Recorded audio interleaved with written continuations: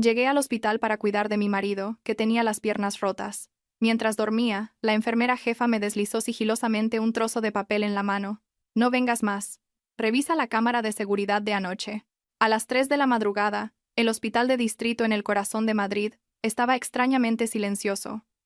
Todo el edificio, de un blanco impoluto, parecía una bestia gigantesca adormecida. Solo quedaban unas pocas luces de un verde pálido en el pasillo y el letrero de «Salida de emergencia» en la pared, que proyectaba una luz fría y mortecina. El olor a desinfectante, a gasas, a la humedad de las sábanas viejas, mezclado con el olor corporal de los enfermos crónicos. Todo se fundía en un aroma inconfundible a hospital. Cualquiera que lo oliera durante mucho tiempo sentiría la cabeza pesada, la respiración difícil. Estaba sentada, encogida, en una silla plegable junto a la cama del hospital, la espalda apoyada a medias en la pared y a medias en el aire, con la columna vertebral tan tensa, que parecía que alguien me la retorcía hasta hacerme temblar. Pero no me atrevía a moverme bruscamente. Un solo chirrido de la silla haría que el hombre acostado en la cama frunciera el ceño y gimiera. Era mi marido, Javier. Yacía completamente rígido, con ambas piernas envueltas en una gruesa capa de yeso blanco, suspendidas en un armazón de tracción, con un entramado de cables, como una pieza de museo que el destino había decidido exhibir. Javier gimió suavemente, su voz ronca y entrecortada. Su frente estaba perlada de sudor, y sus cejas se fruncían en una línea oscura en medio de la frente. Me levanté de un salto, con las piernas tan entumecidas que apenas las sentía mías. Serví un vaso de agua tibia, le puse una pajita y se lo acerqué a los labios, susurrando: «Javier, bebe un poco de agua para que no se te seque la garganta». Despacio. Él intentó abrir los ojos. Aquellos ojos que una vez me habían ablandado el corazón por su dulzura y amabilidad, ahora estaban inyectados en sangre, mirándome con una mezcla de culpa y debilidad. «Elena, ¿cuánto te estoy haciendo sufrir? Fui un torpe al volante, no tuve cuidado y por eso estoy así. Y encima te obligo a pedir días libres en el trabajo para cuidarme. Me siento un inútil». Sonreí levemente, esforzándome por mantener un tono de voz normal. «No digas tonterías. Somos un matrimonio. El que está bien ayuda al que está mal. Ahora te cuido yo, y si mañana me pasara algo me cuidarías tú. Es nuestra casa, no tienes que sentirte mal». Le sequé con un pañuelo las gotas de agua que le quedaban en la comisura de los labios, pero sentí una punzada profunda en el corazón. 3 días antes, Javier había tenido un accidente de coche volviendo a casa. La Guardia Civil de Tráfico concluyó que se debió a un fallo en los frenos. El coche se estrelló contra la mediana y él se salvó de milagro. Pero el médico, tras ver las radiografías, suspiró y me dijo: «Tiene fracturas graves con compresión nerviosa. Prepárense para lo peor. Es posible que en el futuro tenga que depender de una silla de ruedas durante mucho tiempo».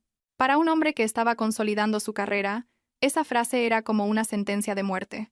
Y para mí, Elena, una auditora de proyectos de construcción de 30 años, fue como si alguien hubiera demolido de repente la casa que había tardado casi 10 años en construir, ladrillo a ladrillo.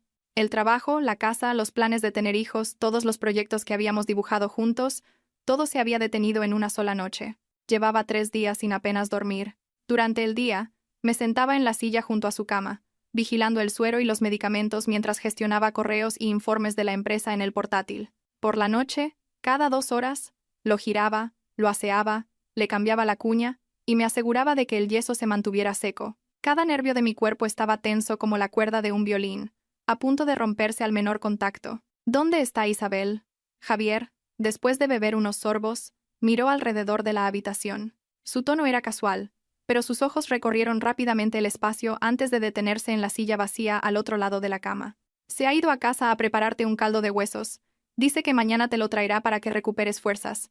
La he echado para que descansara un poco», respondí mientras ajustaba la velocidad del goteo del suero. Isabel era una prima lejana de Javier que acababa de terminar la universidad y había venido a Madrid a buscar trabajo. Como aún no había encontrado piso, se quedaba temporalmente con nosotros. Era una chica de palabra dulce y muy ágil. Estos 3 días, entre el papeleo, ir a por cosas y comprar comida, si no hubiera sido por su ayuda, probablemente me habría derrumbado ayer mismo. Al pensarlo, me sentí sinceramente agradecida. «No dejes que se agote demasiado. Y tú también deberías intentar echar una cabezada». «Estás más pálida que el enfermo», dijo Javier con un suspiro, cerrando los ojos con un tono de compasión. Iba a bromear un poco para aligerar el ambiente cuando la puerta de la habitación se abrió suavemente, y el sonido de unas ruedas sobre el suelo de baldosas se oyó muy débilmente. Era la enfermera jefa, a quien todos en la planta llamaban Carmen. Tenía más de 40 años. No era guapa, y su rostro siempre parecía impasible, como el de alguien que ha visto tantas veces la vida y la muerte que ya nada la sobresalta. Hablaba poco y trabajaba rápido. Normalmente no era muy conversadora con los familiares de los pacientes. Pero por alguna razón, estos últimos días, cada vez que pasaba, me lanzaba una mirada extra. No era una mirada de molestia, sino como si estuviera pensando en algo y luego lo descartara. Cama 7, cambio de medicación, dijo Carmen en voz baja al acercar el carrito a la cama de Javier, temerosa de hacer ruido. Me levanté rápidamente y me aparté. Muchas gracias, Carmen. ¿Qué trabajo? Ella no respondió. Se puso los guantes y levantó con delicadeza la manta para revisar el yeso y la sonda urinaria. Sus movimientos eran muy hábiles, pero su mirada era afilada como un cuchillo, recorriendo rápidamente el rostro de Javier, bajando por sus piernas y deteniéndose en la vía del suero. Familiar. Vaya a la sala de enfermeras y tráigame 2 bolsas de suero más. Esta está a punto de acabarse y ya no me quedan en el carrito. Se giró de repente hacia mí, con un tono que no admitía réplica. Me quedé un poco perpleja. Esas tareas menores solían hacerlas las enfermeras auxiliares, pero al ver su expresión seria, no me atreví a preguntar. Asentí y me dirigí hacia la puerta. Justo cuando pasaba a su lado, sentí algo pequeño y frío presionar mi mano. Un trozo de papel doblado fue introducido rápidamente en la palma de mi mano. La sensación, aguda y fría, me sobresaltó como si me hubiera pinchado una aguja. Estuve a punto de gritar, pero al levantar la cabeza vi a Carmen dándome la espalda, fingiendo ajustar la almohada de Javier. Su otra mano, oculta tras su espalda, hizo un gesto rapidísimo. El dedo índice sobre los labios, indicando silencio. El corazón se me encogió. El instinto de alguien que trabaja a diario con datos y cifras anómalas me hizo comprender de inmediato que algo no iba bien. No me di la vuelta ni me detuve. Apreté el trozo de papel en mi mano y salí directamente al pasillo. El pasillo estaba desierto a esa hora. Solo se oía el zumbido del aire acondicionado. Fui directa hacia el rincón del cuarto de los calentadores de agua, un ángulo muerto que las enfermeras llamaban en broma el escondite de las cámaras. Allí, la luz amarilla era tenue, lo justo para ver un rostro. Me apoyé en la pared y respiré hondo para que mis manos dejaran de temblar. El papel estaba arrugado y húmedo por el sudor. Lo abrí lentamente, pensando que podría ser una receta o una nota sin importancia. Pero las palabras garabateadas que aparecieron bajo la luz me dejaron helada. No vengas más. Revisa la cámara de anoche. Él está fingiendo dormir. Solo esas pocas palabras. La letra era apresurada, la tinta aún borrosa, pero para mí fue como si alguien me hubiera arrojado un cubo de agua helada desde la cabeza. El cuero cabelludo se me adormeció, la palma de la mano se quedó fría. Las palabras, fingiendo dormir, danzaban ante mis ojos. ¿Qué significaba no vengas más? ¿Quién fingía dormir? ¿Javier? ¿Revisar la cámara de anoche? ¿Qué había pasado anoche? Imagínense estar en esa situación. Tu marido, la persona a la que amas, ha sufrido un accidente, corre el riesgo de quedar discapacitado, y tú has dejado todo para cuidarlo en el hospital. Y de repente, en mitad de la noche, una persona tan fría como Carmen te desliza una nota así. Decir que no entré en pánico sería mentir. Mi mente se quedó en blanco por un momento. Las imágenes de los últimos 3 días desfilaron ante mí como una cinta rebobinada a toda velocidad. Javier siempre quejándose de dolor, sobre todo cuando me acercaba a sus piernas escayoladas, no me dejaba mirar bien las heridas, diciendo que era desagradable, que no mirara. Su teléfono, que nunca antes había tenido contraseña, ahora lo guardaba cada noche bajo la almohada y apagaba la pantalla rápidamente si llegaba un mensaje. Isabel, parecía que cada vez que ella entraba en la habitación, él gemía más, se mostraba más débil. En cambio, cuando estábamos solos, a veces sentía que le dolía un poco menos, pero él se esforzaba por cerrar los ojos y contener la respiración. Antes había ignorado esos detalles, pensando que eran paranoias mías. Pero ahora, bajo la luz amarillenta y con esas líneas en el papel, todo encajaba como piezas de un rompecabezas, formando una larga cadena que me apretaba la garganta. Me quedé inmóvil en el cuarto de los calentadores unos minutos más, hasta que el dolor de mis uñas clavándose en la palma de la mano me devolvió a la realidad. No te alteres. No solo era una esposa, era una auditora. Durante años, mi método había sido buscar pruebas ante cualquier anomalía, sin sacar conclusiones precipitadas. Con ese pensamiento, rompí el papel en pedazos diminutos, los tiré al inodoro y tiré de la cadena hasta que no quedó nada flotando. Luego me agaché y me eché agua fría en la cara. Al levantar la vista hacia el espejo, vi a una mujer con el rostro pálido, los ojos hundidos por el insomnio, pero en su mirada algo acababa de cambiar. La suavidad habitual había dado paso a un destello frío y afilado. Elena. Cálmate. Llorar, gritar, pelear. Ahora no resolverá nada. Necesitas la verdad, me dije en voz baja, con la voz ronca. Abrí el grifo, cogí las 2 bolsas de suero del estante y volví a la habitación como si nada. Al entrar, intenté mantener una expresión serena. Carmen, aquí tienes el suero. Carmen levantó la vista y me miró. En sus ojos vi claramente 2 cosas: compasión y determinación.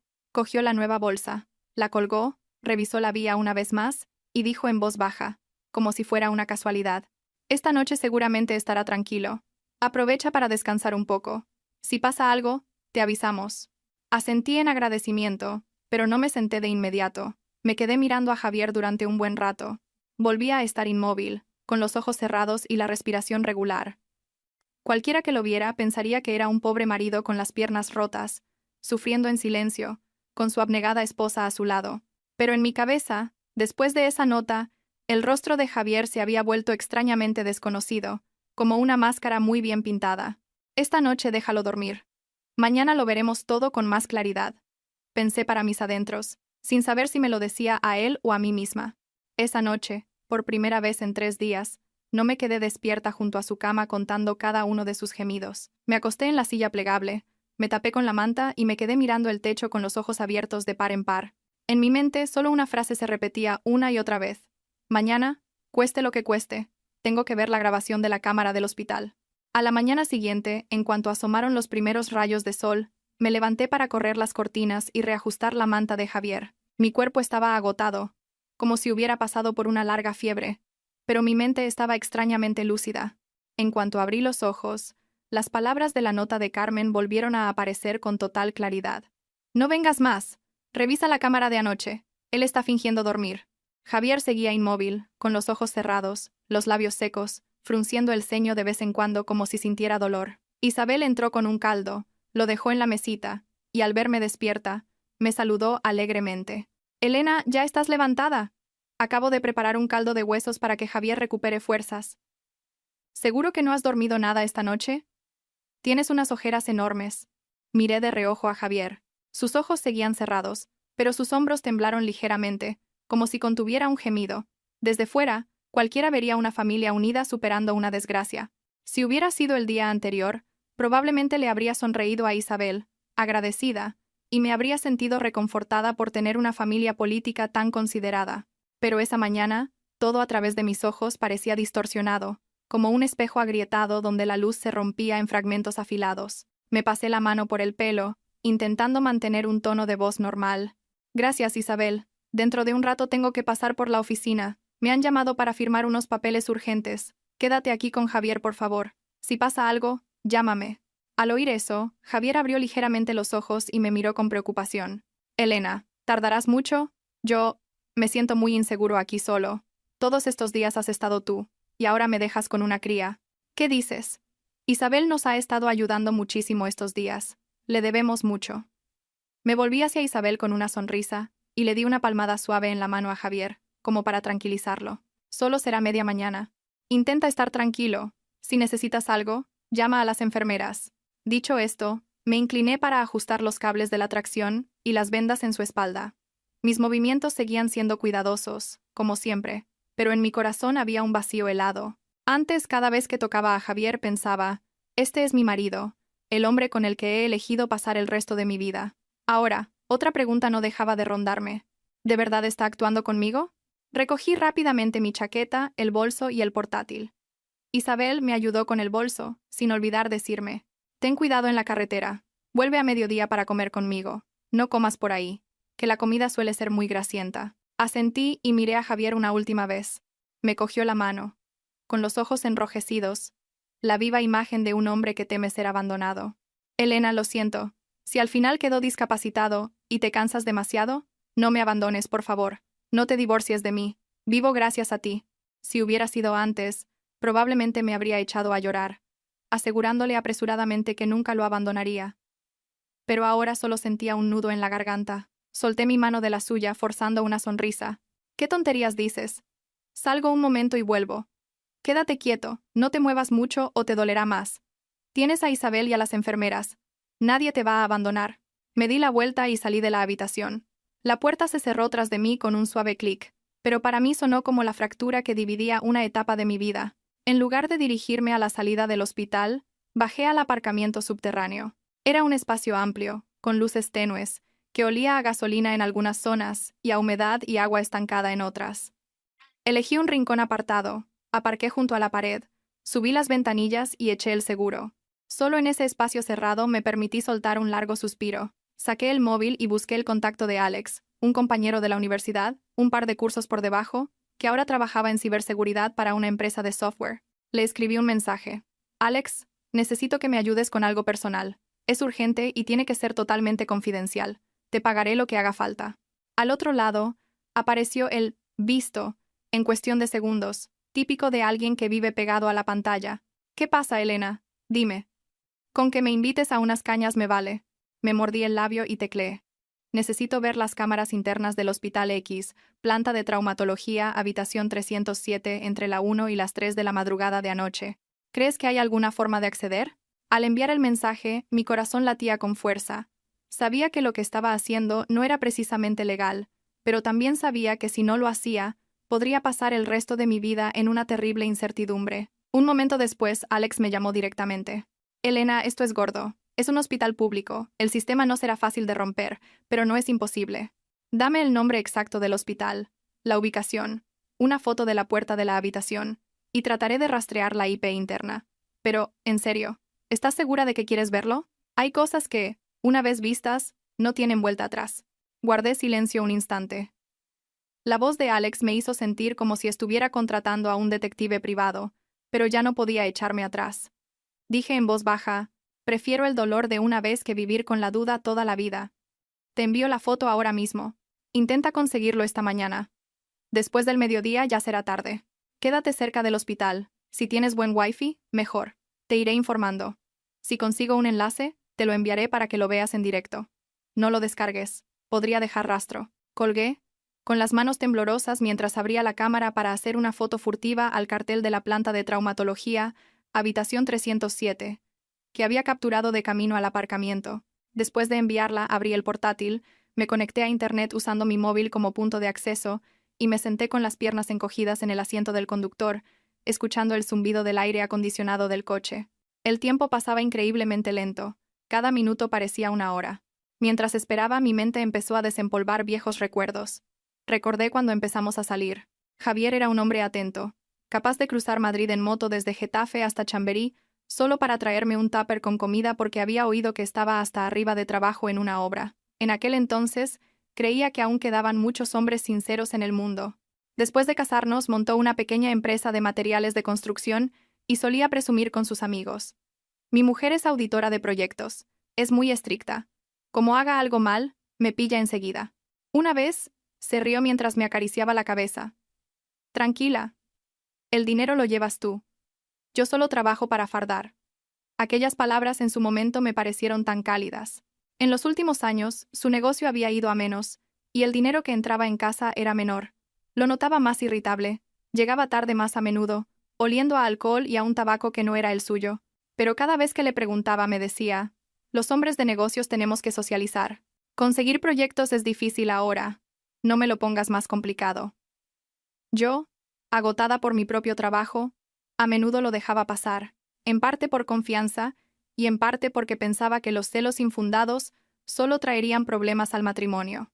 Hasta hoy, sentada en el aparcamiento subterráneo de un hospital, aferrada a un portátil como si fuera un salvavidas, me di cuenta de que durante todo ese tiempo me había centrado en escudriñar las cifras de los planos y presupuestos, pero había olvidado examinar de cerca al hombre que dormía a mi lado. Pasó una hora, y luego otra.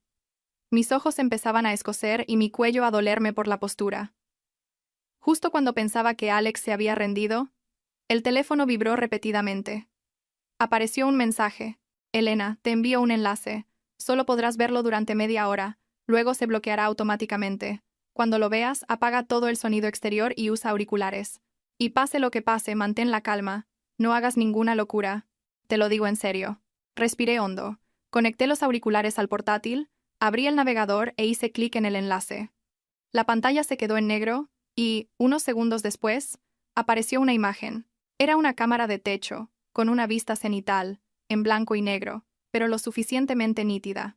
El ángulo cubría casi toda la habitación: la cama de Javier, la silla plegable donde yo solía dormir, la puerta, la mesita, en la esquina inferior izquierda, una marca de tiempo, habitación 307-158.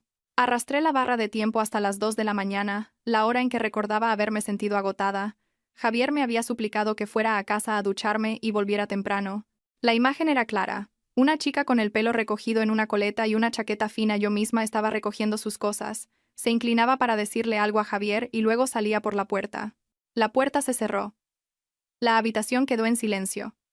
Javier yacía inmóvil, como un cadáver. Apreté los puños, mis dedos temblaban sobre el trackpad. En mi interior, todavía quedaba una pequeña y frágil esperanza. Quizás Carmen se había equivocado. Quizás él solo se había movido un poco, no hasta el punto de fingir dormir, como decía la nota. Pero menos de un minuto después, lo que no quería ver apareció ante mis ojos, crudo y brutal. Javier abrió los ojos. Rápido, alerta. Ya no había rastro de esa mirada lánguida y dolorida. Levantó la cabeza, miró a su alrededor y, apoyándose en los brazos, se incorporó. Su movimiento fue firme y decidido. Nada que ver con el de una persona con fracturas graves que debía permanecer inmóvil, como me había dicho el médico. Vi claramente cómo levantaba y bajaba sus piernas, a pesar del yeso, e incluso las giraba. Se estiró para coger el móvil que siempre escondía bajo la almohada y empezó a teclear, con una expresión de total comodidad. Un pequeño clac resonó en el coche. Era el bolígrafo que se me había caído de la mano. Me mordí el labio con tanta fuerza que noté el sabor metálico de la sangre, pero no aparté la vista de la pantalla. Unos minutos después, la puerta se abrió e Isabel entró con una bolsa grande, probablemente con comida. La cámara no captaba olores, pero fue como si el aroma a pollo frito y cerveza caliente atravesara la pantalla. Nada más entrar, Isabel sonrió de oreja a oreja. «Te he traído algo bueno. ¿Ya se ha ido Elena?» Javier, que ya no gemía, se echó a reír, con la voz clara. «Sí, acaba de irse. Joder, creía que me moría de hambre. 3 días a base de caldos y sopas insípidas. Venga, dámelo rápido». Cogió la bolsa y sacó una caja de pollo frito y varias latas de cerveza. Sus manos desgarraron un trozo de pollo con agilidad y se lo llevó a la boca, mordiendo con ganas. Nada que ver con la persona que apenas podía tragar cuando yo estaba allí. Isabel se sentó en el borde de la cama, se inclinó y le dio unas palmaditas en la pierna escayolada, riendo. «Come despacio, a ver si te atragantas. Estaba preocupadísima por ti, pero tienes que seguir con el papel de enfermo, o Elena sospechará y se arruinará todo». Javier, mientras masticaba, le dio una palmada suave en la espalda a Isabel, y luego otra en el trasero, como si no supiera que una cámara lo estaba grabando. «Lo haces genial. Sin tu ayuda en la actuación, Elena no se lo habría creído. Parece que estos días se ha ablandado. Seguro que en unos días acepta vender el piso del barrio de Salamanca. Con lo que saquemos pagamos las deudas y nos sobrarán más de 1 millón de euros para empezar de nuevo en otro sitio». Las palabras «piso del barrio de Salamanca» resonaron en mi cabeza como una explosión. Era un dúplex con vistas que mis padres me habían dejado en herencia. Las escrituras estaban a mi nombre.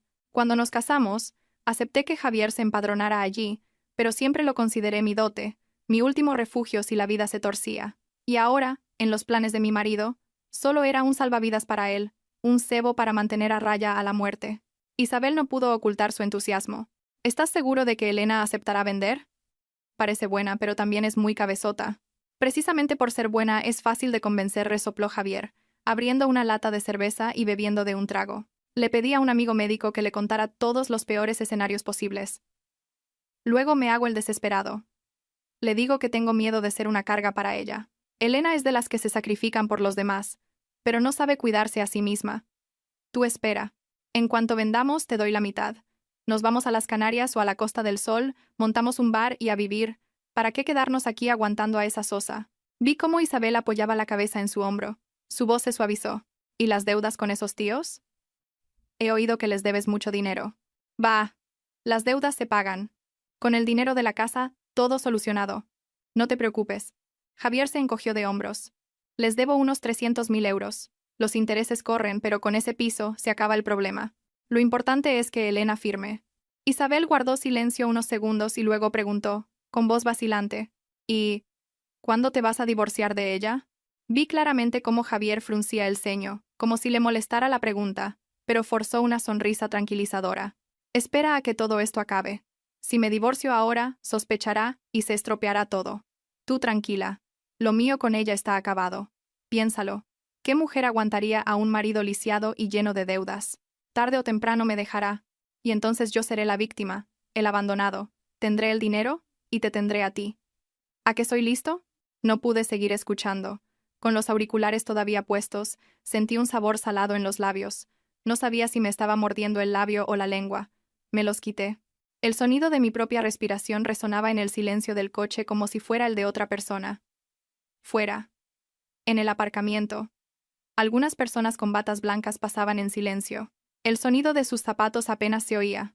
Nadie sabía que, en un pequeño coche, justo debajo del hospital, una esposa acababa de descubrir el plan completo de su marido. En ese momento no lloré. De repente, mis ojos estaban increíblemente secos, como si las lágrimas, asustadas por la verdad, se hubieran escondido. Lo primero que sentí no fue dolor, sino humillación. Humillación por haber sido subestimada. Humillación por haberme creído tan astuta, capaz de calcular hasta el último céntimo en un proyecto, y sin embargo haber permitido que el hombre con el que compartía mi vida me convirtiera en una presa fácil. Pensé en el piso del barrio de Salamanca, en las tardes en que mi padre se sentaba en la puerta con una camiseta vieja, bebiendo un refresco, viéndome volver del colegio en bicicleta, siempre con una sonrisa en los ojos. Pensé en mi madre, en las navidades en las que cocinaba un cocido enorme, y me hacía llevar un plato para honrar a los abuelos, repitiéndome una y otra vez: si algún día falto, conserva esta casa. Es tu raíz. Esa raíz para Javier solo era una mercancía para saldar deudas con usureros. De repente, me eché a reír. Una risa seca y hueca, que resonó en el coche, como la de un extraño. Si alguien hubiera pasado por allí, habría pensado que estaba loca. Pero esa risa fue como un interruptor.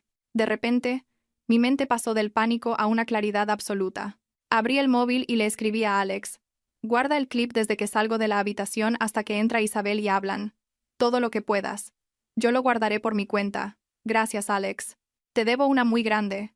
Alex respondió al instante: lo he descargado y he cortado el fragmento. Te lo envío por un canal seguro. Guárdalo bien, que nadie lo toque. ¿Necesitas que llame a alguien? Solo de oírlo, estoy que trino. Miré el mensaje y apreté los labios. No, estoy bien. Esto es asunto mío, lo resolveré yo misma. Por favor, no se lo cuentes a nadie. Como si nunca hubiera pasado. Después de enviarlo me erguí y me miré en el espejo retrovisor. El reflejo mostraba a una mujer con el pelo revuelto y los ojos hundidos, pero su mirada ya no temblaba. En ese instante, comprendí perfectamente que, a partir de ese momento, la Elena buena e ingenua de antes había muerto. Lo que quedaba era la Elena de las cifras, de los balances, de las auditorías frías y calculadoras. Solo que esta vez, lo que tenía que auditar no era un proyecto de construcción, sino el proyecto llamado Mi matrimonio.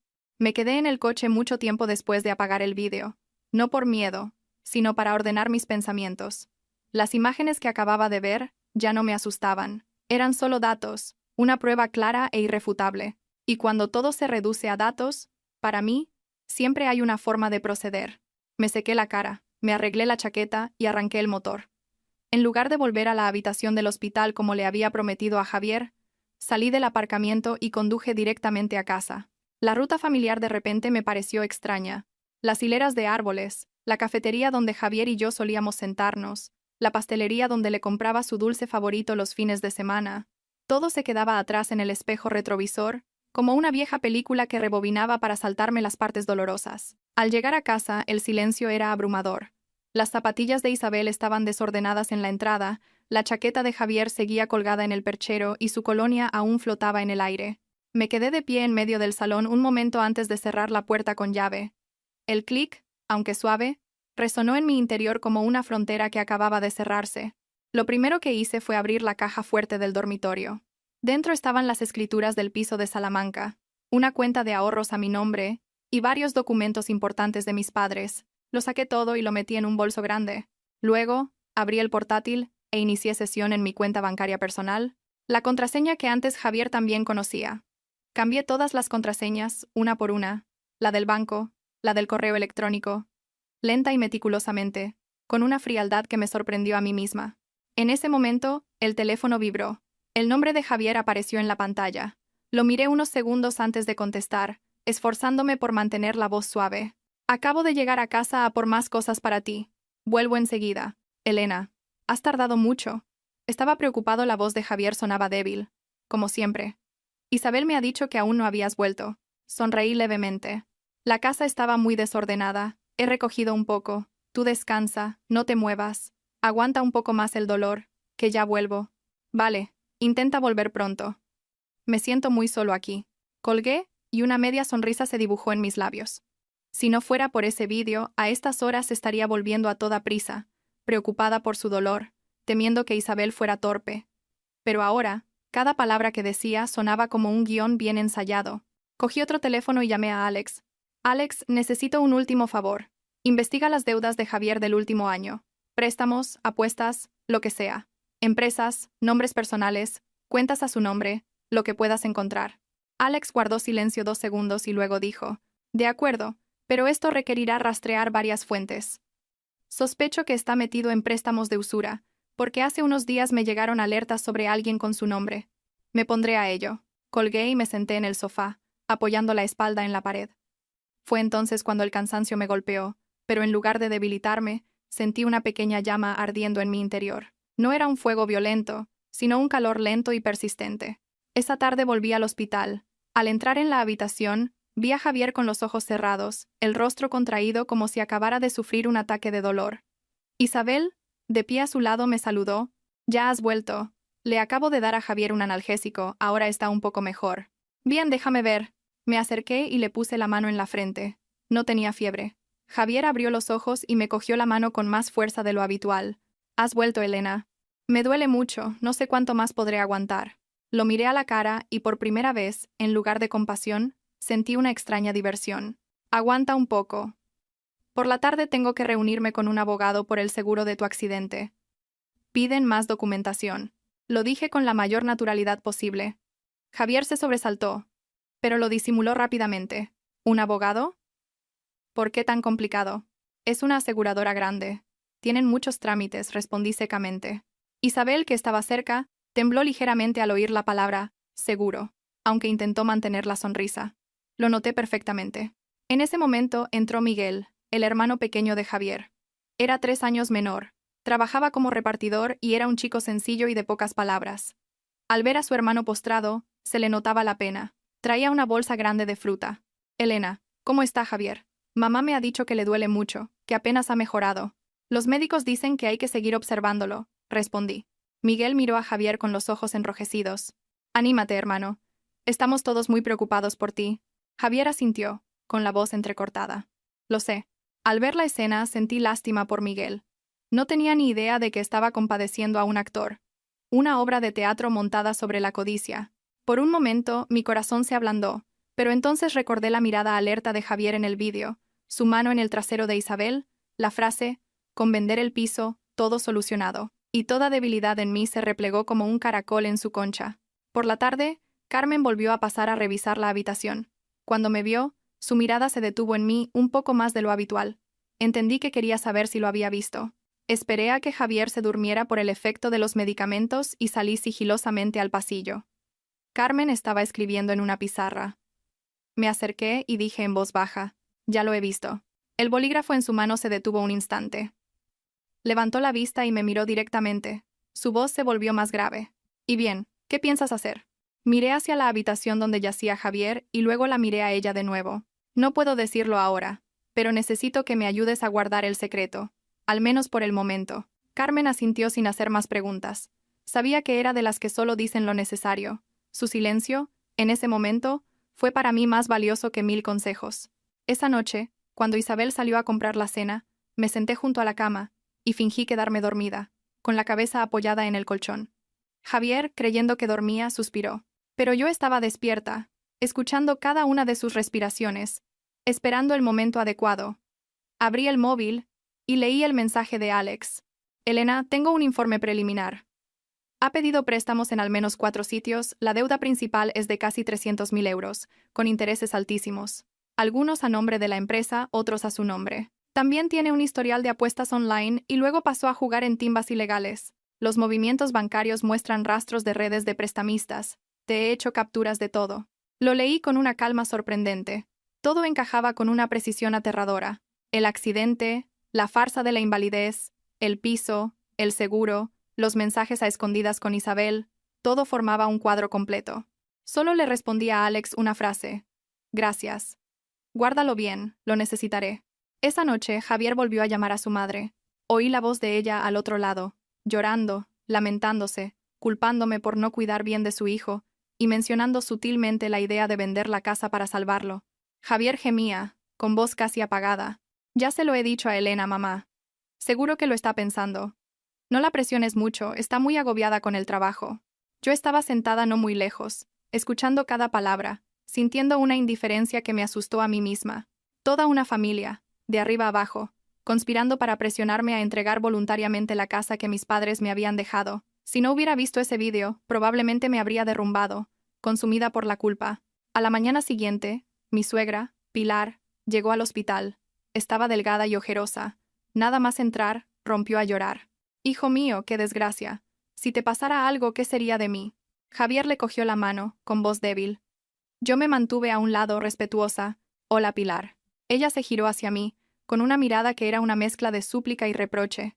Elena, sé que estás agotada, pero ahora la única solución es vender la casa para salvar a Javier. No seas tan terca. Si se muere, ¿de qué te servirá el dinero? La miré fijamente durante un largo rato. La mujer que tenía delante era, en teoría, mi suegra, la que me había llevado del brazo el día de mi boda, la que me había dicho que la considerara mi propia madre. Pero ahora, en sus ojos, solo veía el pánico de perder a su hijo y un vago cálculo sobre el dinero. Respiré hondo. Lo entiendo. Lo estoy pensando. Pero vender una casa es una decisión importante.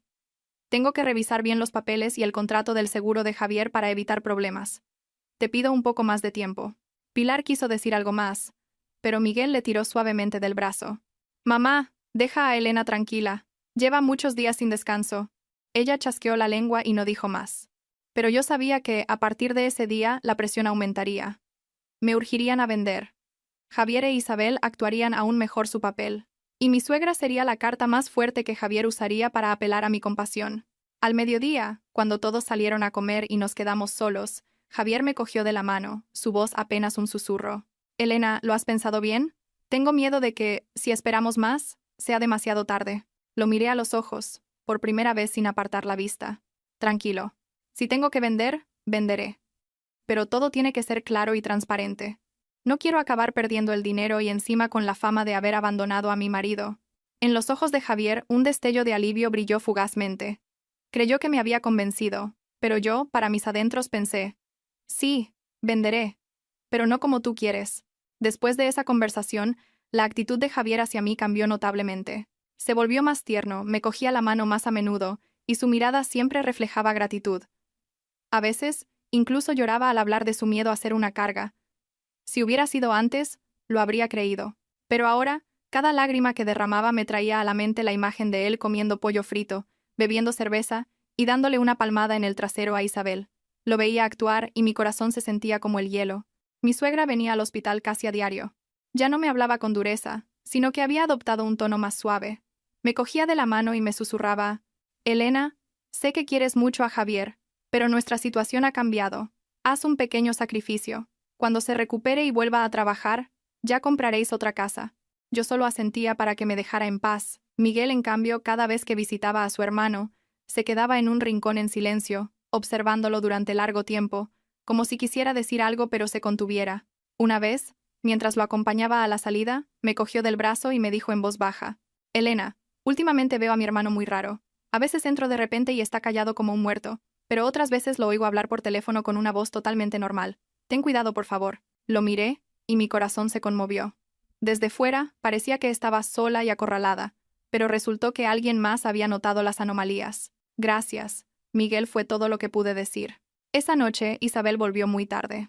Al entrar en la habitación, olía a un perfume extraño. Javier la miró de reojo. Yo lo vi todo. Isabel dejó un plato de sopa en la mesa y dijo en voz baja: Elena, mañana por la mañana tengo que ir a entregar unos currículums. Quizás estos días no pueda venir tanto a cuidar de Javier. Espero que lo entiendas. Asentí. Claro. Eres joven, tienes que pensar en tu futuro. Aquí estamos yo y las enfermeras. Isabel bajó la cabeza, sin mirarme. Se encogió cuando la mano de Javier apretó la suya durante un segundo y luego la soltó. Mis ojos se enfriaron. Sabía que tenía miedo. Miedo de que yo me diera cuenta. Miedo de que todo saliera a la luz. Y cuando la gente empieza a tener miedo, es más fácil que cometa errores. Esa noche, cuando la habitación quedó en silencio, abrí el archivo que me había enviado Alex. Había recopilado un informe completo sobre las deudas de Javier, incluyendo transferencias a cuentas vinculadas con el juego, y una grabación de audio que había conseguido de uno de los prestamistas. La voz de Javier sonaba desesperada, prometiendo conseguir el dinero como fuera en un plazo de 15 días. Al escucharlo cerré los ojos. El plazo que me estaban dando para vender la casa era, en realidad, para salvarle la vida de esos prestamistas. Sabía que no podía alertarlos. Si Javier se enteraba de que lo sabía todo, podría hacer una locura. Tenía que interpretar mi papel a la perfección, el de la esposa dispuesta a sacrificarlo todo por su marido.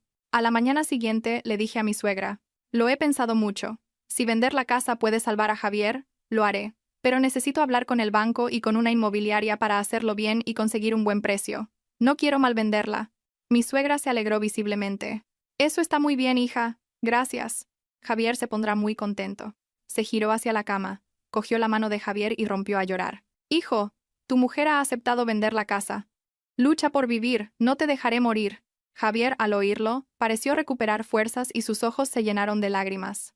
Elena, eres mi salvadora. Aunque me muera, nunca olvidaré tu generosidad. Sonreí e incliné la cabeza. No digas tonterías. Lo hago por nuestra familia. Pero en mi interior, una voz fría resonó. Sí, por nuestra familia. Pero no la que tú te imaginas. Por la tarde, me excusé diciendo que tenía que ir a casa a buscar unos papeles y salí temprano del hospital. De camino, me detuve en un despacho de abogados situado en un callejón tranquilo. El abogado, el señor Martín, era alguien con quien había trabajado en una disputa contractual. Era unos años mayor que yo, de trato sereno y muy discreto. Después de contarle toda la historia, desde el accidente y el vídeo hasta las deudas, se quedó pensativo un buen rato, y luego dijo: legalmente, si podemos demostrar que Javier simuló el accidente o mintió sobre sus lesiones para estafar al seguro, el caso sería muy grave. Pero por ahora, no deberías presentar ninguna denuncia. Su estrategia es que vendas la casa voluntariamente, así que déjales creer que lo estás haciendo. Mientras tanto, mi equipo y yo te ayudaremos a reunir más pruebas. Asentí, con la mano temblando ligeramente sobre el escritorio. No necesito que vaya a la cárcel ahora mismo. Solo quiero proteger el patrimonio de mis padres y evitar que me acusen de abandono. El señor Martín me miró un momento y luego dijo en voz baja: es usted mucho más fuerte de lo que pensaba. Sonreí con amargura. No soy fuerte porque no me duela, sino porque no puedo permitirme derrumbarme ahora. Esa noche, volví al hospital. Javier, al verme llegar tarde, se alarmó. ¿Dónde estabas? Te he llamado varias veces y no contestabas. He estado con un agente inmobiliario. Ha visto la casa hoy. Hay varios interesados, pero aún no hemos cerrado un precio, respondí con calma. Los ojos de Javier se iluminaron. Ah, ¿sí? ¿Cuánto ofrecen? Alrededor de 1.200.000 euros. Pero no he aceptado. Quiero 1,5 millones. Lo dije lentamente. Era un precio por debajo del mercado, a propósito, para que no sospecharan que estaba ganando tiempo. Como esperaba, Javier asintió, impaciente. Bueno, lo importante es vender rápido. El precio ya lo ajustaremos. Lo miré, sin decir nada más. Para mí estaba claro que su vender rápido era para cumplir el plazo de la deuda, no por ninguna pierna rota. Esa noche Isabel volvió a salir a escondidas. Fingí no darme cuenta. Necesitaba que se ausentara más a menudo para que Javier perdiera uno de sus apoyos secretos. Y, tal como esperaba, sin ella, Javier se volvió visiblemente más inquieto. Sus dolores empezaron a ser menos convincentes. A veces se le olvidaba actuar y se incorporaba más de la cuenta. Yo lo veía todo. 2 días después, mi suegra volvió a insistir con la firma de la venta. Le dije que la inmobiliaria me pedía más documentos originales y que necesitaba unos días más. Se mostró descontenta, pero se contuvo, porque dependía de mí. Miguel, en cambio, cada vez hablaba menos. Una vez, mientras me ayudaba a llevar unas cosas al coche, me preguntó de repente: Elena, si mi hermano hubiera hecho algo malo, ¿tú lo perdonarías? Lo miré directamente a los ojos. ¿Tú qué crees, Miguel? Él bajó la cabeza, con la voz entrecortada. Solo espero que, si ha hecho algo mal, se detenga a tiempo. Esa frase me conmovió por un instante, pero luego comprendí que hay errores que no se solucionan simplemente deteniéndose. Hay apuestas que se hacen con dinero, honor e incluso vidas, y que no tienen vuelta atrás. Esa noche, cuando Javier dormía bajo el efecto de la medicación, salí al pasillo y me apoyé en la ventana, mirando el aparcamiento oscuro. Mi teléfono vibró. Un mensaje de Alex. Los prestamistas se están impacientando. Dicen que si no paga a tiempo, vendrán al hospital a hablar con él. Ten mucho cuidado. Creo que en una semana como mucho, habrá problemas. Apreté el teléfono. Mi tiempo se estaba acabando. Tenía que bajar el telón de esta obra antes de que esos hombres entraran en escena con violencia. Volví a la habitación y miré a Javier, durmiendo plácidamente como un inocente. Me senté en la silla y susurré, solo para mí. Actúas muy bien, Javier, pero a tu esposa se le está acabando el papel. A la mañana siguiente pedí el día libre en el trabajo para quedarme en el hospital, no para cuidar de Javier, sino para esperar el momento oportuno. Me sentía como alguien en una habitación a oscuras, con la mano en el interruptor, esperando el instante exacto para encender la luz y revelarlo todo. Javier, al verme allí todo el día, se alegró visiblemente. Actuó mejor que nunca. Cada vez que alguien entraba gemía de dolor, me cogía la mano y decía con voz débil, «Elena, no me dejes, solo te tengo a ti».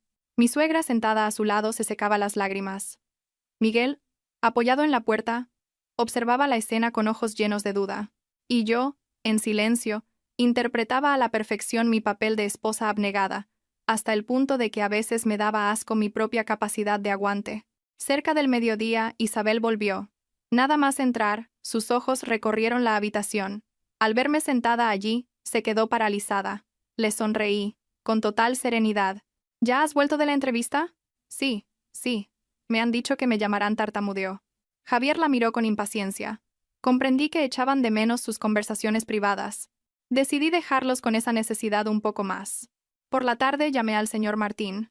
Señor Martín, he hecho todo según el plan. Los prestamistas han empezado a moverse. Creo que vendrán esta noche o mañana. La voz del abogado se volvió grave. Ya he contactado con la policía. En cuanto me dé la señal, intervendrán. Recuerde mantener la calma. No deje que la provoquen. Miré a través del cristal de la habitación donde Javier sonreía débilmente a su madre. Respondí en voz baja. Estoy más tranquila que nunca. Colgué y guardé el teléfono. Ya no tenía miedo, solo una certeza. Había llegado la hora del final. Sobre las 7 de la tarde, cuando las visitas empezaban a escasear y mi suegra se preparaba para irse, Javier me cogió la mano con fuerza. Elena. ¿Qué tal lo de la venta de la casa? Lo miré a los ojos. Mañana por la tarde he quedado en la notaría para firmar las arras.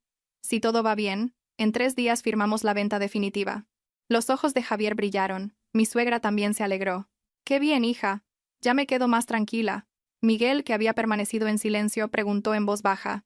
«Elena, ¿estás segura de que no hay ningún problema?» Asentí. «No te preocupes». Pasadas las 8, cuando la habitación se había quedado en silencio tras el cambio de medicación, la puerta se abrió de golpe. Entraron 3 hombres desconocidos. No parecían familiares de ningún paciente. Tenían una mirada fría y una actitud amenazante. La atmósfera se tensó al instante. El que iba delante miró a su alrededor y luego fijó sus ojos en Javier. «Señor Javier, hemos venido a visitarle». Javier palideció por un segundo y luego empezó a gemir. ¿Qué hacen aquí? Estoy gravemente herido. Mi mujer está a punto de vender la casa para pagarles.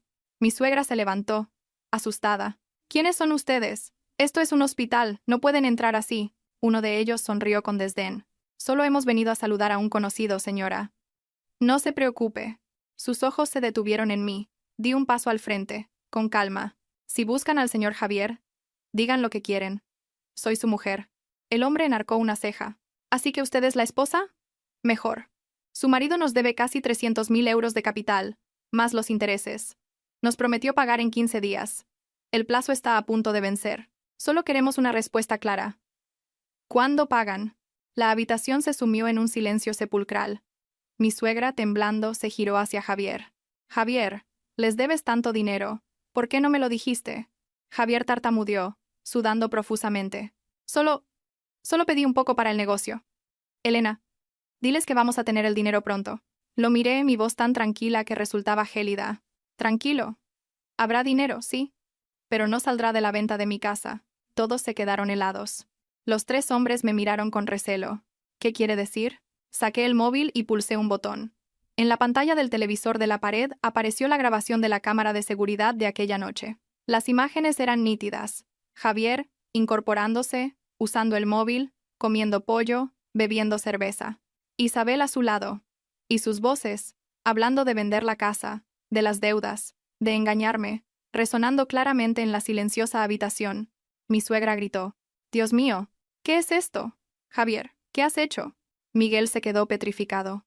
Isabel, pálida como un fantasma, retrocedió hasta la pared, y Javier ya no pudo gemir más. Se incorporó de golpe, aterrorizado, golpeando la cama con sus piernas supuestamente rotas. «Elena, escúchame, puedo explicarlo. Es un malentendido». «¿Un malentendido?». Sonreí con amargura. ¿Un malentendido sobre fingir una lesión para que venda mi casa? ¿O un malentendido sobre tu plan con Isabel para usar mi dinero y pagar tus deudas? Los tres prestamistas se miraron entre sí. El líder asintió, sonriendo. Vaya, no sabía que el señor Javier fuera tan valiente. Me giré hacia ellos. El dinero que les debe es por apuestas y préstamos personales. Yo no tengo nada que ver, pero ya he hablado con mi abogado y con la policía. Todas estas pruebas ya han sido enviadas. Si causan más problemas aquí, no será solo él quien salga perdiendo. El hombre me miró fijamente durante un largo rato y luego se echó a reír. De acuerdo. No nos meteremos en sus asuntos familiares. Pero, señor Javier, la deuda sigue ahí. Esta es la última oportunidad que le damos. Se dieron la vuelta y se fueron, sin decir una palabra más. La habitación se hundió en un silencio abrumador. Mi suegra, llorando, golpeaba el pecho de Javier. «Me has arruinado la vida, hijo. ¿Cómo has podido llegar a esto?». Miguel miró a su hermano con una decepción infinita. «Hermano, ¿has engañado a tu mujer y a tu madre por dinero?». Isabel, temblando, se arrodilló en el suelo. «Elena, lo siento, me equivoqué. Javier me convenció, no sabía que llegaría a esto». Javier me miró, y por primera vez vi su verdadera naturaleza: miedo y desesperación. «Elena, te lo ruego, no me dejes. He cometido un error». Lo miré durante un largo rato. Ya no sentía ira, ni el dolor del principio, solo un profundo cansancio. «No me has fallado una vez. Me has fallado desde el momento en que decidiste mentir, desde el instante en que pusiste la casa de mis padres en tu partida de póker. Entre nosotros, ya no quedaba nada que salvar». Me giré hacia mi suegra. Mi voz era lenta. «Pilar, he hecho todo lo que he podido por esta familia, pero a partir de hoy, ya no soy su nuera». Mi suegra se quedó sin palabras y se desplomó en una silla. Miré a Miguel. «Siento no haber podido mantener una buena imagen de tu hermano». Miguel guardó silencio, con los ojos llenos de lágrimas. Entonces me di la vuelta. A mis espaldas oí llantos, súplicas, gemidos, pero mis pasos no se detuvieron. La obra de teatro de Javier había terminado, y mi vida, esta vez, la reescribiría con mis propias manos. Salí del hospital esa noche. El viento era cortante. Las farolas dibujaban largas franjas amarillas sobre el asfalto húmedo. Por primera vez en muchos años, caminaba por la ciudad sin sentir que pertenecía a ningún lugar. Antes, fuera donde fuera, siempre tenía un hogar al que volver. Ahora, ese hogar se había convertido en una herida. Volví a la casa que mis padres me habían dejado. La casa que casi había sido sacrificada por las sucias apuestas de Javier. La puerta se cerró tras de mí. Me apoyé en la pared y me deslicé hasta el suelo, cubriéndome la cara con las manos. Toda la fortaleza que había mostrado en el hospital se desvaneció. Las lágrimas cayeron, no porque aún quisiera a Javier, sino por compasión hacia mí misma, por todos los años de estupidez que había vivido. A la mañana siguiente, me levanté muy temprano y llamé al señor Martín. Fui tajante. «Inicie los trámites de divorcio lo antes posible. No quiero estar atada a él ni un día más». El abogado guardó silencio un momento, y luego respondió: «No se preocupe. Con todas estas pruebas, el divorcio y la división de bienes serán muy claros. No tendrá que asumir ninguna de sus deudas». Asentí, aunque él no podía verme. Lo que necesitaba ahora no era ganar en un papel, sino trazar una línea definitiva para salir de la vida de Javier. Al mediodía, Miguel vino a mi casa. Esperó un buen rato en la puerta antes de llamar al timbre. Cuando abrí, tenía la cabeza gacha. «Elena, lo siento. No sabía que Javier era así. Si lo hubiera sabido», lo miré con una mezcla de tristeza y afecto. «No te culpo, Miguel. Tú no has hecho nada malo. El error fue suyo». Miguel vaciló.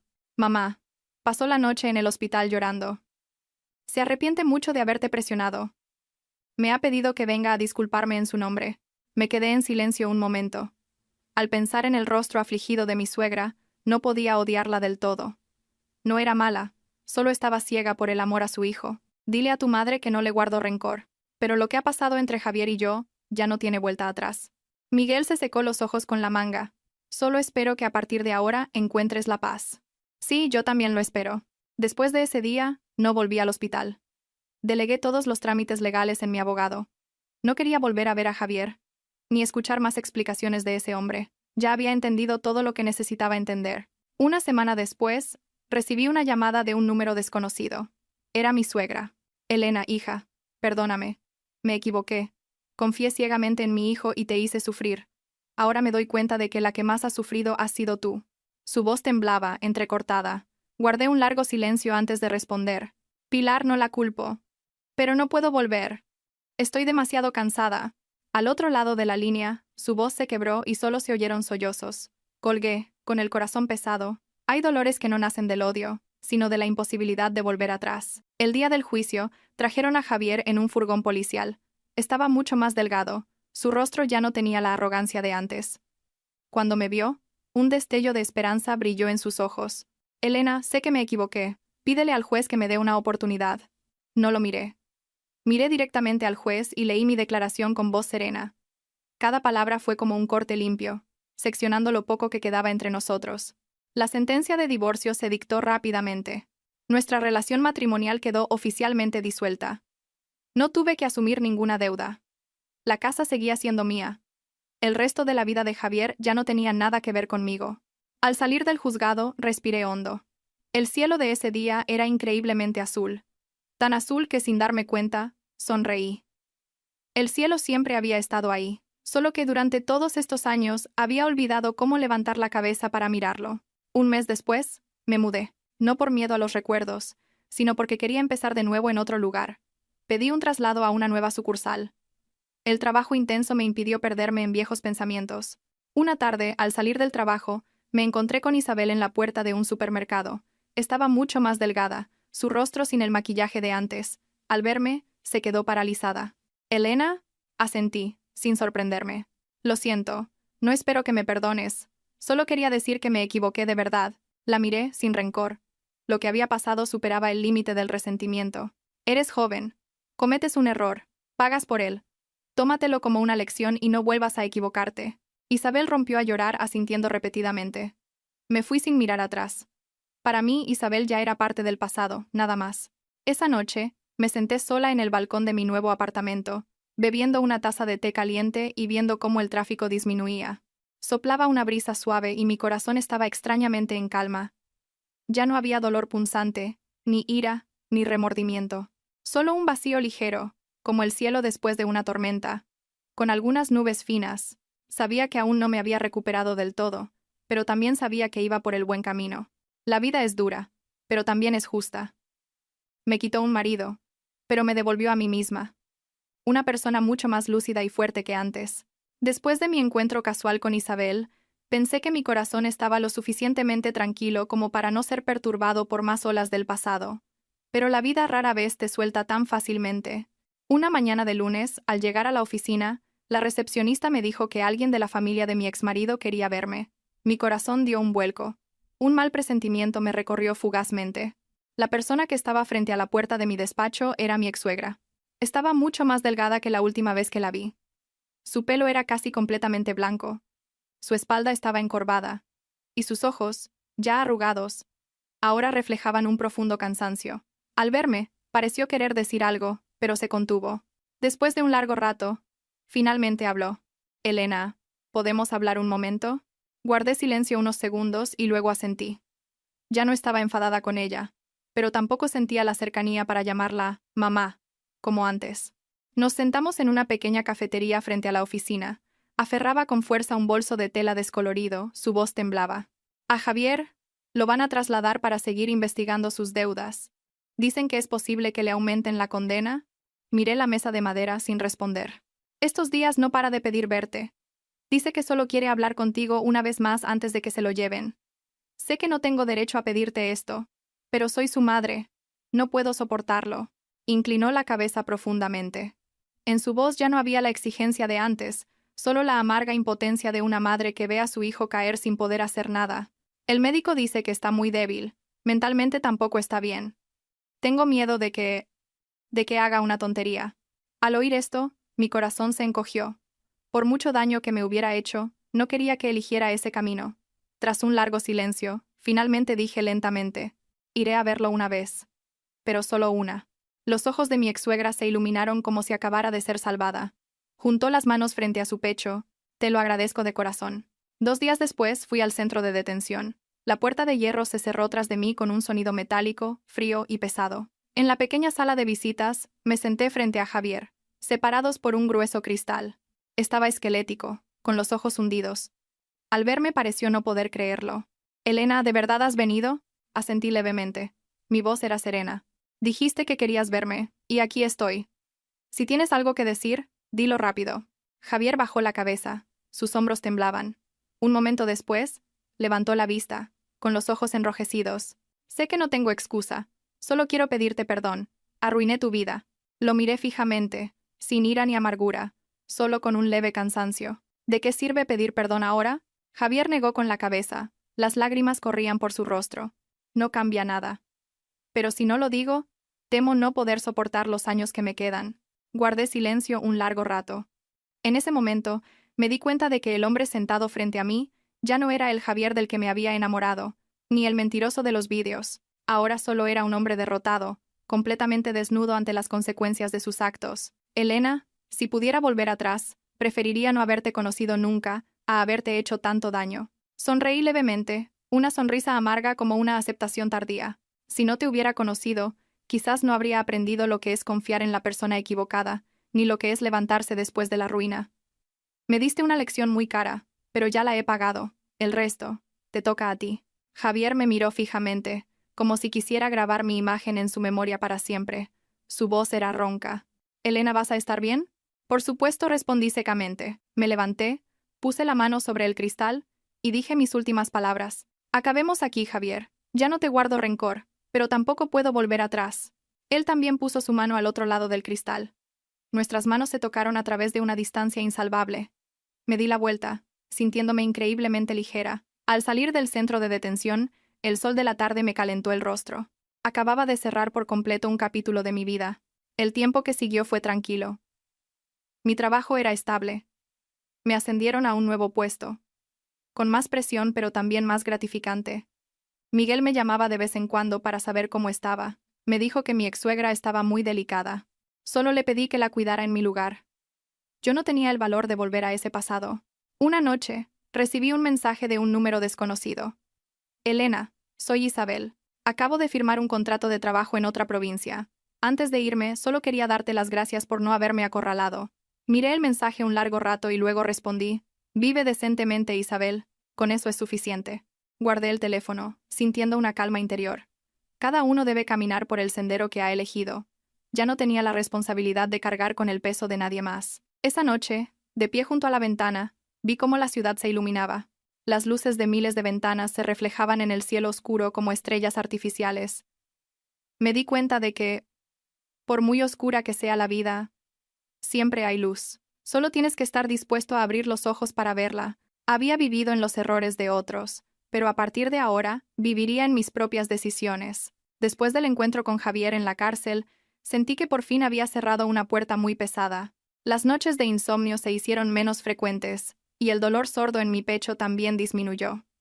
Empecé a acostumbrarme a mi nueva vida de mujer soltera, libre, pero también solitaria. Iba a trabajar, volvía a casa, y los fines de semana a veces tomaba un café con mis compañeros. La vida transcurría sin dramas ni estridencias, pero también sin las ilusiones de antes. Una tarde de lluvia, al salir del trabajo, me llamó Miguel. Su voz sonaba entrecortada. «Elena, mamá, está muy mal. El médico dice que le quedan días. No para de llamarte. ¿Podrías venir un momento?». Sostuve el teléfono un largo rato sin responder. Afuera llovía a cántaros. Me había prometido a mí misma no volver, pero entre la razón y la humanidad, seguía siendo una persona blanda.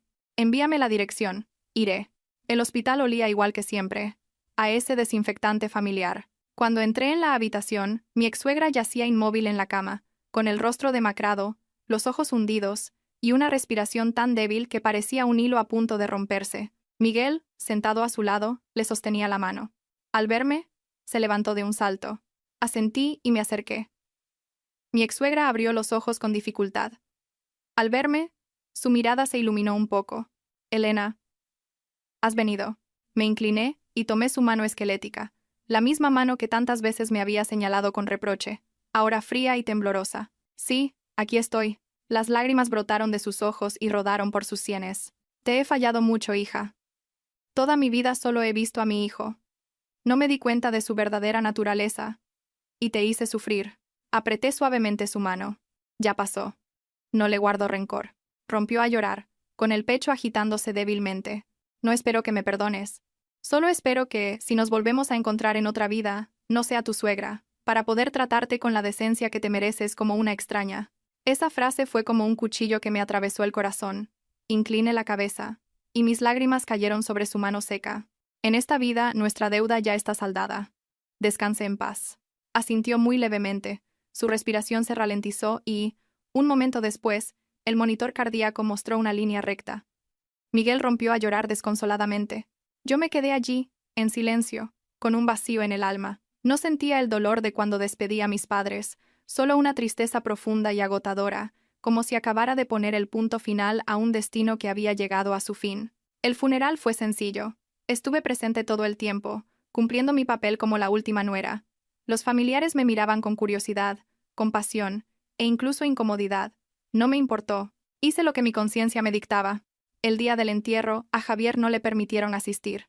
Después del funeral, Miguel me acompañó al coche. Inclinó la cabeza. Elena, nunca podré pagarte todo lo que has hecho. Puse mi mano en su hombro. Vive una vida decente, Miguel. Es todo lo que necesitas hacer. Al volver a mi apartamento, cerré la puerta y me apoyé en ella. Por primera vez en mucho tiempo, rompí a llorar. No por Javier, ni por mi ex-suegra, sino por una etapa dolorosa de mi vida que oficialmente había terminado. Lloré para despedirme de la mujer que fui, ciega, sumisa, viviendo para los demás hasta olvidarse de sí misma. Los días siguientes, me sumergí en el trabajo como una forma de salvación. Me asignaron un proyecto importante que requería viajar constantemente. El ritmo ajetreado me impidió pensar demasiado. Descubrí que era mucho más fuerte de lo que creía. En un viaje de trabajo, durante una cena con unos socios, conocí a Daniel, el ingeniero jefe de su empresa.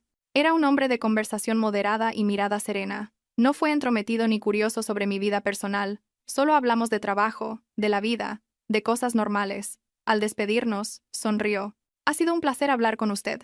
Si no le importa, la próxima vez que venga la invito a un café. Me sorprendió un poco, pero asentí. Claro. De camino al hotel me di cuenta de que mi corazón ya no estaba tan cerrado. No tenía miedo de conocer a un hombre nuevo, ni sentía la presión de enamorarme o de evitarlo. Simplemente, dejé que las cosas fluyeran. Esa noche, me miré en el espejo durante mucho tiempo. La mujer del reflejo ya no tenía esa tristeza de antes. En su lugar, había una mirada serena, experimentada y segura de sí misma. Sonreí, una sonrisa que no había visto en mi rostro en años. Había perdido mucho, un matrimonio, un hogar, la confianza, pero me había recuperado a mí misma. Y sabía que, frente a mí, un nuevo camino se abría silenciosamente. Después de ese viaje de trabajo, Daniel y yo mantuvimos el contacto, no de forma insistente, sino con mensajes ocasionales para preguntarnos por el trabajo. A veces él me enviaba una foto de una obra en construcción, otras yo le enviaba un plano recién terminado. Todo era ligero, como un arroyo que fluye entre las rocas, sin hacer ruido, pero lo suficiente para darte cuenta de que ya no estás sola. Un fin de semana Daniel me escribió. ¿Estás ocupada? Estoy cerca de tu casa. ¿Te apetece un café? Miré por el balcón. El cielo estaba despejado. Soplaba una brisa suave. Era una tarde rara en la que no tenía que sumergirme en papeles. Respondí. Bajo ahora mismo. La cafetería era un pequeño local a la sombra de unos árboles. Daniel había llegado antes. Se levantó para apartarme la silla. Seguía igual de sereno y educado. Hablamos de trabajo y luego de temas más triviales. ¿Llevas mucho tiempo viviendo sola?, preguntó en voz baja. Miré mi taza de café, en silencio por un momento, y luego respondí, me divorcié hace poco más de un año. Daniel asintió, sin hacer más preguntas. Yo también pasé por un divorcio. Me casé joven. Mi mujer falleció en un accidente de tráfico hace 4 años. Desde entonces he vivido principalmente para el trabajo. Por primera vez, vi en sus ojos una tristeza profunda pero serena, como la superficie de un lago en calma. Comprendí por qué no se apresuraba con nada. No volvimos a tocar el tema. como si entendiéramos que hay dolores que no necesitan ser expuestos con palabras. Después de ese día, Daniel empezó a visitarme de vez en cuando. A veces me traía fruta, otras solo un vaso de leche caliente por la noche. No invadía mi vida ni exigía nada. Su presencia era siempre respetuosa, y eso me daba tranquilidad. Un día Miguel me llamó. La noticia me dejó helada. Javier. Ha tenido un derrame cerebral en la cárcel. Está en cuidados intensivos. Me quedé en silencio mucho tiempo. Los viejos recuerdos, que creía enterrados, volvieron a aflorar. No, no hace falta que vengas, se apresuró a añadir Miguel. Solo quería que lo supieras. Me quedé junto a la ventana observando el ir y venir de la gente. Una parte de mí quería ignorarlo, pero otra me recordaba los años en que había llamado a ese hombre marido. Finalmente suspiré. ¿En qué hospital está? Iré un momento. Esta vez no fui como esposa ni como familiar. Fui como una persona del pasado que visita un fragmento de su propia historia. Javier yacía en la cama, demacrado, con la mitad del rostro paralizado por el derrame. Al verme, sus ojos se abrieron de par en par. Sus labios temblaron, pero no pudo hablar. Miguel, a su lado, dijo con voz entrecortada: «Los médicos dicen que ha superado lo peor, pero es posible que quede con media parte del cuerpo paralizada». Miré a Javier. No sentí el dolor que esperaba, solo una lástima tenue, como si viera a un extraño sufriendo las consecuencias de sus propias decisiones. Me acerqué y lo miré a los ojos. «Javier, ¿me oyes? Vive lo que te queda de vida lo mejor que puedas. El pasado entre nosotros está olvidado. No te aferres a él». Una lágrima rodó por la mejilla paralizada de Javier. No supe si era arrepentimiento o miedo a un futuro de invalidez. Ya no me importaba distinguirlo. Al salir del hospital, sentí una extraña sensación. No era un alivio total, pero tampoco una carga. Era como soltar un peso que había llevado durante mucho tiempo. Esa noche Daniel me esperaba abajo. Al verme, me miró fijamente. «¿Estás cansada?», asentí, sin decir mucho. Él simplemente me abrió la puerta del coche, encendió la calefacción y condujo en silencio. Un silencio que, en lugar de ser incómodo, me resultó reconfortante. Cuando paró frente a mi casa dijo: «Si necesitas hablar, aquí estoy». Me giré para mirarlo.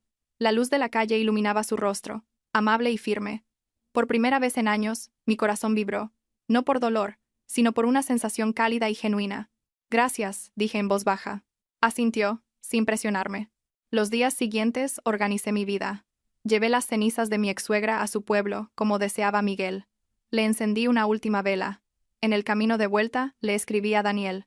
«Ya estoy mejor», respondió al instante. «Me alegro. Cuando estés libre, te invito a cenar». Miré el mensaje y sonreí. Una sonrisa diferente, menos tímida. Sabía que era lo suficientemente fuerte para dar un paso más. No para olvidar el pasado, sino para que el pasado no me impidiera avanzar. Mi vida se había roto, pero después de la ruina, aprendí a reconstruirla con mis propias manos. Y esta vez, caminaría más despacio, pero con más firmeza. Después del mensaje de Daniel no respondí de inmediato. No por dudar, sino porque quería preguntarme a mí misma con total sinceridad: ¿a qué le tengo miedo todavía? Había temido amar, confiar, empezar de nuevo. Pero en ese momento, entendí que si seguía cerrando la puerta por miedo, pasaría el resto de mi vida a la defensiva. Le respondí. Daniel contestó con un simple «de acuerdo». Pero eso fue suficiente para sentir un calor en el pecho. Nos encontramos en un pequeño restaurante junto al río. No era un lugar lujoso, solo unas mesas de madera, una brisa fresca y luces amarillas colgando. Daniel llegó temprano, como siempre. Nos sentamos y hablamos, no de trabajo ni del pasado, sino de cosas cotidianas. Me di cuenta de que hacía mucho tiempo que no hablaba con un hombre sin sentirme tensa o precavida. Después de cenar, paseamos por la orilla del río. El viento me alborotaba el pelo. Daniel caminaba a mi lado, manteniendo una distancia respetuosa. Después de un rato, dijo lentamente: «Elena, sé que has pasado por mucho. No quiero presionarte, pero quiero ser claro. Te aprecio como un hombre aprecia a una mujer». Mi corazón dio un vuelco, pero mantuve la calma. «Gracias por ser sincero. Pero yo también debo serlo. No estoy preparada para empezar una nueva relación tan rápido». Daniel asintió, sin mostrar decepción. «No necesito una respuesta ahora. Solo quiero que sepas que estoy aquí. Y que soy paciente». Lo miré, sintiendo una paz que rara vez había experimentado. La paz de ser respetada. Esa noche, en casa, pensé en Javier, en mi antiguo matrimonio, en las heridas. Curiosamente, ahora podía pensar en él sin que me doliera. Era simplemente una parte de mi vida que había pasado. Unos días después, Miguel me llamó de nuevo. Elena, Javier está muy débil. Apenas puede moverse. El médico dice que su recuperación será muy limitada. Escuché en silencio. Te lo digo solo para que lo sepas. No te pido que vengas más. Miré la lluvia caer afuera. Gracias por decírmelo. Si necesitas algo en lo que pueda ayudar, dímelo. La voz de Miguel se quebró. Sigues siendo tan buena con nosotros. Te debemos mucho. Después de la llamada, suspiré. Ya no sentía rencor por esa familia. Había pagado mi deuda de dolor y pérdida. Solo me quedaba una cosa. No permitir que mi corazón se volviera amargo. Una tarde, Daniel me llevó a ver un terreno en las afueras donde su empresa planeaba un proyecto. Fui solo como consultora, pero en ese viaje vi más de su persona. Era un profesional serio, respetuoso con sus socios y tranquilo.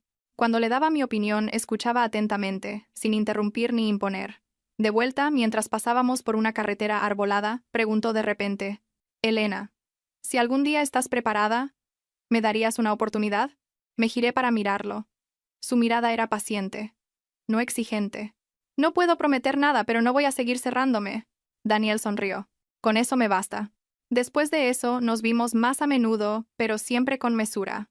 Empecé a darme cuenta de que yo también estaba cambiando. Ya no me asustaba la palabra futuro. Aprendí a vivir despacio, a saborear cada momento, y lo más importante, aprendí a confiar de nuevo. Con cautela pero sin cerrazón. Una tarde, fui a visitar la tumba de mis padres. Encendí una varilla de incienso y me arrodillé. Susurré, como si hablara conmigo misma. Papá, mamá, ya lo he superado. Ya no soy la mujer débil de antes.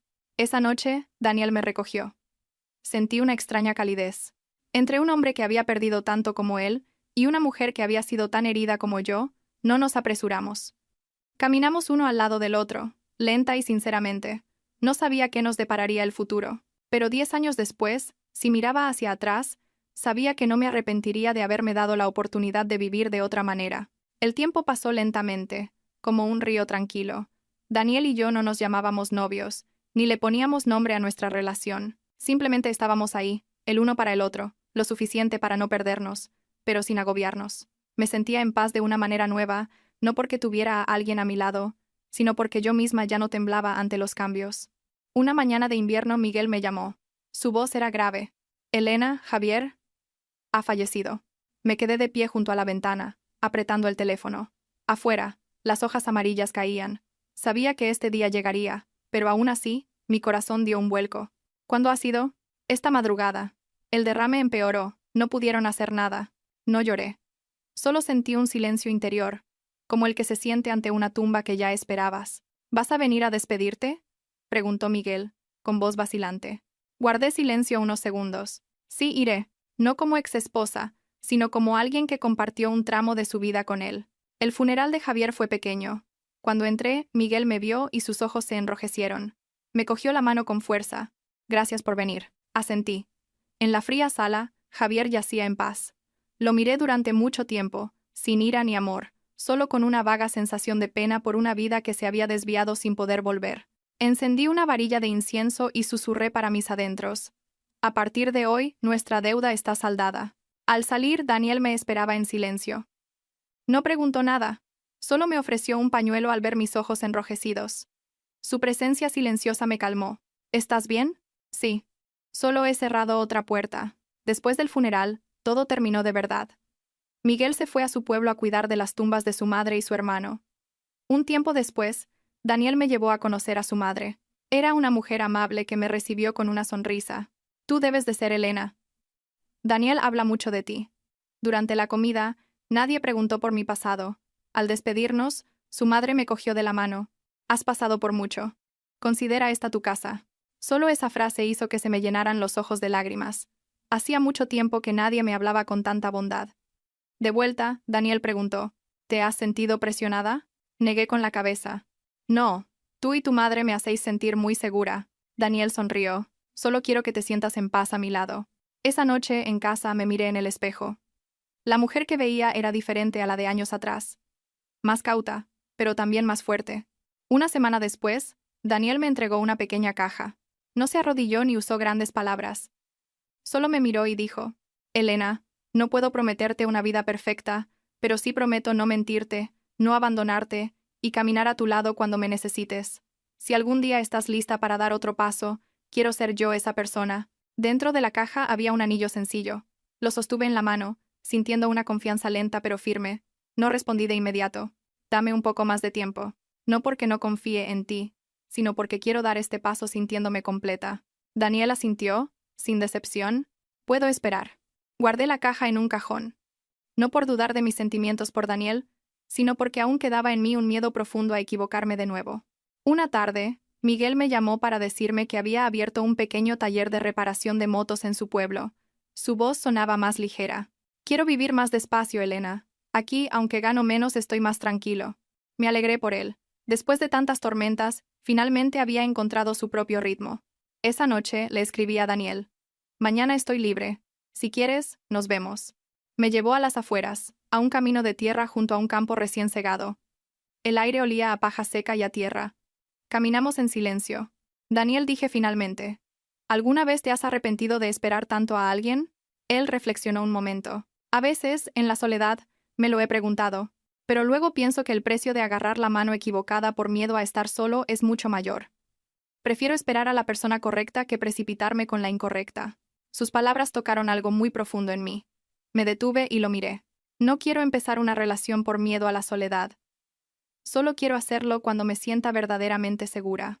Él asintió. Lo sé, y lo respeto. Saqué la caja del bolso y se la devolví. No puedo decir que sí ahora mismo. Pero quiero darte las gracias por haber llegado a mi vida con tanta decencia. No quiero que esperes en vano. Daniel abrió la caja, miró el anillo y luego a mí. No parecía triste. Sonrió. Aún así quiero seguir esperando, si me lo permites. No con este anillo, sino con mi presencia en tu vida. En ese momento, me di cuenta de que ya no tenía miedo a la palabra esperar. Porque esta vez, el que esperaba no exigía, y la que era esperada no se sentía presionada. De acuerdo, dije en voz baja. Sigamos caminando juntos, sin prisas. Él asintió, con una sonrisa serena. Y así, mi vida continuó, en una calma que nunca había conocido. La primavera de ese año llegó lentamente. Una tarde, Daniel y yo estábamos sentados en el porche de su casa. Su madre nos trajo té. Me miró y sonrió. Hija, cuando quieras, esta casa siempre estará abierta para ti, sin importar quién seas. Esa noche, al volver a casa, abrí el cajón y saqué la caja. El anillo brillaba suavemente bajo la luz. Comprendí que hay promesas que no necesitan ser dichas. Todavía no me lo puse, pero por primera vez, no sentí miedo al pensar en el día en que podría hacerlo. El día de mi boda con Daniel fue sencillo. Invité a mis compañeros más cercanos y a Miguel.